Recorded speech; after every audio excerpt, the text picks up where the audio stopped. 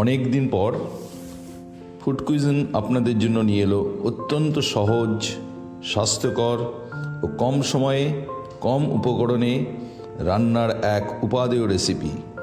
রান্নার পরে যার স্বাদ এবং খাদ্যগুণ অক্ষুণ্ণ থাকে। তাহলে চলুন বানিয়ে ফেলি ধনেপাতার শিম পাতুরি। আমি 500 গ্রামের মতো ফ্রেশ শিম নিয়েছি, 100 গ্রাম ধনেপাতা, একটা কাঁচা লঙ্কাও নিয়েছি। শিমগুলোকে দুদিকে রাশ ছাড়িয়ে এইভাবে দু টুকরো করে কেটে নিলাম।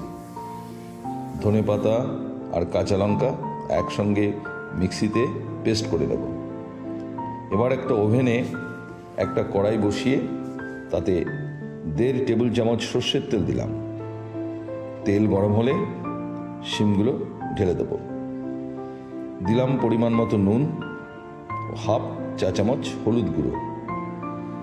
এবার শিমের সঙ্গে এগুলো একসঙ্গে মিশিয়ে লো ফ্লেমে 15 থেকে 20 মিনিটের মতো ঢাকা দিয়ে রেখে দেব।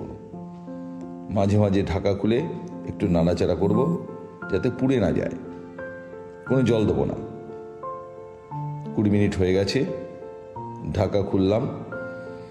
এবার ধনেপাতা পেস্টটা একসঙ্গে ঢেলে দেব, আর সঙ্গে দিয়ে দেবো 1/2 চা চামচ কাঁচা সর্ষের তেল।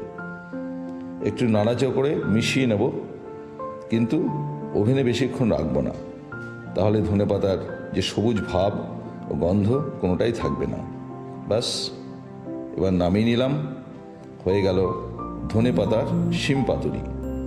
খেয়ে দেখুন, এর স্বাদ ও গন্ধে মিশে আছে বাঙালিয়ানা, একদম ভোলা যাবে না। যদি আমাদের রেসিপি ভালো লেগে থাকে তবে লাইক করুন, শেয়ার করুন, আর যদি সাবস্ক্রাইব ইতিমধ্যে না করে থাকেন তবে সাবস্ক্রাইব করুন।